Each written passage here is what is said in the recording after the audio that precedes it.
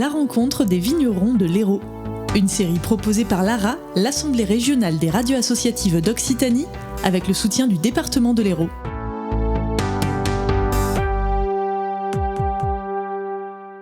Les vignerons d'Anserune, Radio Selberg s'y trouvent en compagnie de deux charmantes dames. Émilie Cazor, d'abord, bonjour Émilie. Bonjour. Et Laetitia Carbonel, bonjour Laetitia. Bonjour. Voilà, dans les vignerons d'Anserune, une première question, combien d'adhérents ? Nous avons aujourd'hui 450 adhérents qui adhèrent à la coopérative sur un vignoble de 3000 hectares. Les vignerons d'Anserune englobent plusieurs caves coopératives, essentiellement, mais bon, par extension aussi, nous le verrons, les communes qui sont sur le territoire de la Domitienne. Oui, en effet, les vignerons du pays d'Anserune sont issus d'une fusion en 1995 de 8 caves coopératives qui ont su se restructurer au fil des années. Et aujourd'hui, il reste 2 caves ouvertes à la vinification, la cave de Cazoul-les-Béziers et de Nissan-les-Anserunes. Et puis donc ces 3000 hectares de vignobles se répartissent sur tout l'ouest biterrois, essentiellement comme vous l'avez dit sur les communes de la Domitienne. On a aussi quelques parcelles au nord sur Cazedarnes, Puisserguier qui nous permet de produire de l'AOP Saint-Chinian. Et puis on descend jusqu'au sud à Vindre, l'Espignan, un peu sur les communes de l'Aude aussi. Des appellations AOP, IGP. Laetitia, pouvez-vous nous préciser un peu qu'est-ce que ça concerne ces coteaux d'Anserune ? Les coteaux d'Anserune regroupent plusieurs communes. En fait, l'IGP, elle est déclinée en blanc, en rouge et en rosé. Et donc, plusieurs communes composent cette IGP de territoire. Nous avons également, comme l'a dit Émilie, effectivement, une partie en AOP Saint-Chinian et en AOP Languedoc, qui sont sur des critères beaucoup plus restrictifs, avec des rendements maîtrisés et des cépages très particuliers comme le Grenache et la Syrah.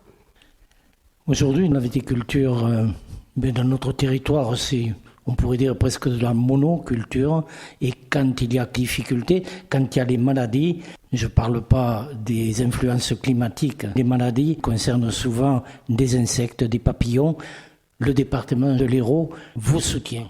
Oui, tout à fait. Donc, depuis 2019, le département a accompagné les vignerons, notamment dans la mise en place de la confusion sexuelle. Donc, la confusion sexuelle, ça se compose de la mise en place de phéromones dans le vignoble pour éviter que donc un petit papillon qui s'appelle Eudémis se rencontre entre mâles et femelles, ne se reproduise et derrière crée des chenilles qui seraient dommageables pour les raisins. Et donc, derrière, ça fait pourrir les raisins. Donc, cette mise en place de confusion, elle a été accompagnée par le département. Aujourd'hui, on a plus de 60% de nos vignerons qui mettent en place la confusion. Même si aujourd'hui, il n'y a plus de subventions, on voit que la dynamique, elle a été mise en place et qu'on croit vraiment dans cette méthode pour vraiment préserver la qualité du raisin. D'un autre côté, on a aussi mis en place d'autres méthodes innovantes autour d'un nouveau ravageur qui s'appelle Cryptoblabes. Donc, c'est également une chenille qui est dommageable pour les raisins. Et en fait, le département, depuis 2 ans, nous a accompagnés sur plus de 60 hectares la mise en place d'une lutte biologique, donc avec des trichogrammes, qui sont des petites guêpes qui sont libérées dans le vignoble. Donc, on les pose également dans le feuillage. Et ces petites guêpes, en fait, vont parasiter les œufs des fameux Cryptoblabes, qui sont des chenilles très, on va dire, dommageables pour les raisins. Et en parasitant ces œufs de chenilles, elles vont limiter en fait les dommages. Les dommages, le souci des viticulteurs, arrivent les périodes d'orage, parfois même tardifs de gel. Et il y a quand même les orages qui sont inquiétants. Oui, beaucoup de pluviométrie là, ce début d'année. Ça nous rassure dans le sens où ça fait 2 campagnes qu'on a un petit peu d'eau l'hiver et aussi au printemps, donc ça permet de la recharge hydrique au niveau des vignes, donc tout le monde est assez soulagé. Malheureusement, qui dit eau, dit aussi maladie, et notamment on a maladie autour de champignons comme le mildiou. Donc cette année, on a été très vigilants à la coopérative et les vignerons aussi ont été sur le pied de guerre pour lutter contre cette maladie. Donc nous, on les accompagne ici aux vignerons du pays d'Anserune. On a un service vignoble dont j'ai la charge qui leur procure des conseils pour pouvoir choisir bien les bons produits au bon moment et pour enrayer la maladie. Donc on a une très grosse pression de mildiou là en début de campagne, là entre avril et mai. Là, le beau temps est de retour. Les protections ont été mises en place et on va dire là, tous les feux sont au vert pour que la qualité du raisin continue jusqu'à la récolte. Et on est aussi au niveau contrainte hydrique, on est plutôt prémunis puisqu'en fait on a eu cette eau cet hiver, donc qui devrait nous permettre d'aller à la récolte tranquillement. Aujourd'hui, l'environnement, tout ce qui concerne les produits naturels sont à l'ordre du jour. Le département y tient, ce que vous venez de décrire. Est-ce que ça élimine totalement les traitements que l'on connaissait autrefois ? Aujourd'hui, effectivement, donc on a une certification sur la cave qui est une certification environnementale qui s'appelle HVE, haute valeur environnementale. On a plus de 85% des surfaces qui sont dans cette certification. Donc cette certification, elle nous permet de mesurer aussi l'impact des produits phytosanitaires dans les pratiques de nos vignerons. Et donc effectivement, on intègre de plus en plus de produits dits de biocontrôle. Donc c'est des produits qui sont moins nocifs pour l'environnement et pour les utilisateurs, puisqu'il ne faut pas oublier que le vigneron, en premier lieu, c'est lui qui s'expose en épandant des produits. Donc nous, on les accompagne pour justement qu'ils puissent se préserver en utilisant ces produits plus naturels. Bien sûr, on ne fait pas l'impasse aujourd'hui des produits traditionnels comme le soufre et le cuivre que nos anciens utilisaient, mais dans des doses beaucoup moins importantes. On a une meilleure technicité de par les appareils, de par justement, je disais tout à l'heure, le conseil, les stations météo, la modélisation des maladies. Tout ça, on le livre à nos vignerons pour qu'ils puissent prendre les bonnes décisions au bon moment en utilisant moins de produits qu'on pouvait le faire par ailleurs. À la rencontre des vignerons de l'Hérault.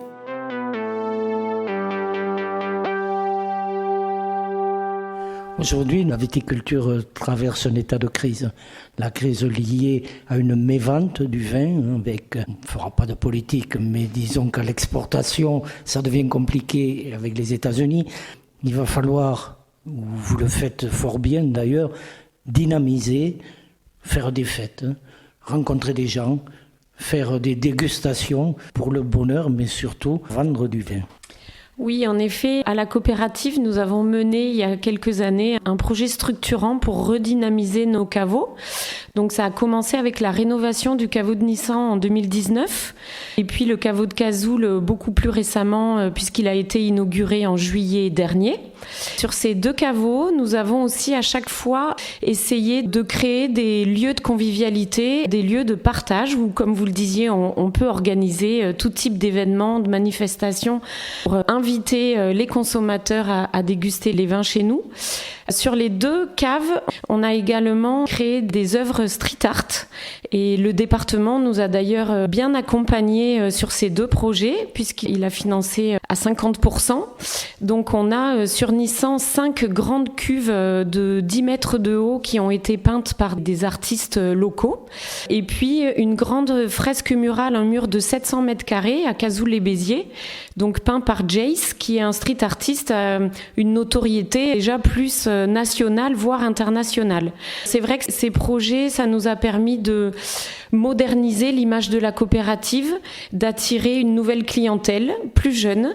Et c'était le but et puis ça a très bien marché. Donc maintenant, depuis plusieurs années, on organise par exemple les nocturnes chaque été, tous les mercredis à Nissan, tous les vendredis à Cazoul. Et donc là, c'est l'occasion, dans un esprit très convivial et festif, de déguster les vins de la région, les vins de nos coopérateurs. Et effectivement, ça marche très bien. On fait appel aussi à des artistes peintres, des chanteurs même, je crois. Et tout ça amène de la convivialité à connaître les vins, mais pas que. La viticulture s'intègre dans un programme social. Le département y a réfléchi longuement. Je parle de l'Eunotour, le No-Vélo, j'ai vu à Saint-Chinian il y a à peu près 7 ou 8 mois, des manifestations qui font découvrir, surtout au tourisme, parce que tourisme et viticulture sont étroitement liés dans l'économie départementale. Oui, en effet, le département a vraiment beaucoup investi sur le no-tourisme et on s'en réjouit. Donc, le caveau de Nissan fait d'ailleurs partie de l'Eunotour et cela nous permet d'être plus visible, en effet, auprès des touristes. Plus récemment, en effet, la première Euno-Vélo a été inaugurée et qui relie Saint-Chinian au canal du Midi et qui passe par Cazoul-les-Béziers. Et on remercie vraiment le département pour ces initiatives parce que ça nous permet de faire rayonner notre coopérative, mais tous les acteurs du tourisme et de l'œnotourisme. Oui, prendre les touristes par la main, à pied, à vélo, oui. Pourquoi pas en voiture, faire connaître tous ces domaines qui sillonnent notre beau territoire bitérois, l'Ouest Hérault. Il faut se réjouir, le vin, il est fait avec modération pour passer de bonnes soirées. Aujourd'hui, il y a peut-être une baisse au niveau de la vente des vins rouges, mais le vin rosé tient la corde et le vin blanc aussi, je crois. Oui, alors nous, en plus, sur la coopérative, on est une coopérative qui est relativement équilibrée en termes de production de vin, puisqu'on a à peu près à 30-35% chaque couleur. Donc ça nous laisse effectivement une belle opportunité avec le rosé et le blanc. On a un important vignoble, notamment en chardonnay et en sauvignon, ce qui nous permet vraiment aujourd'hui de répondre à la demande. Sur le rouge, on se réajuste, c'est-à-dire qu'aujourd'hui, avec des raisins rouges, on peut faire du rouge ou du rosé. Donc on est toujours à temps et nos vignerons nous font confiance pour avoir de la réactivité et savoir réorienter les productions. Après, aujourd'hui, nous, on a un metteur en marché qui s'appelle l'Union Foncalieu. C'est une union de coopératives qui nous permet notamment d'avoir un développement international, ce qui fait qu'on arrive dans de nombreux pays à pouvoir justement vendre toutes nos productions et on est plutôt, on va dire, satisfait aujourd'hui de la démarche commerciale qui est la nôtre, ce qui n'est pas le cas de toutes les structures aujourd'hui, mais nous on a su, et les vignerons ont su à l'époque s'organiser pour justement au niveau de leur force de vente, d'avoir un outil très performant et nous on s'en réjouit fortement. Laetitia, Émilie, merci beaucoup. Émilie, Laetitia, je ne sais pas s'il y a dans votre structure une voie hiérarchique. Tout ce que je voulais vous dire, merci beaucoup pour votre gentillesse, pour votre accueil. Le café était super. J'encourage nos auditrices et auditeurs à visiter, pourquoi pas. Est-ce qu'on peut visiter les vignerons de Sérune ? Oui, tout à fait. Dans toutes les animations no-touristiques qu'on propose, je ne l'ai pas dit tout à l'heure, mais on propose aussi des visites de cave à Cazoul, qui est d'ailleurs agrémentée de petites fresques street art tout au long de la visite. Même en famille, avec des enfants, c'est très sympa à faire. Donc vous êtes tous les bienvenus. Merci beaucoup. Dégustons le vin. Il est très bon, avec modération, bien entendu. Cet épisode de la série « À la rencontre des vignerons de l'Hérault » a été réalisé par Radio Ciel Bleu, une production de l'ARA, l'Assemblée régionale des radios associatives d'Occitanie, avec le soutien du département de l'Hérault.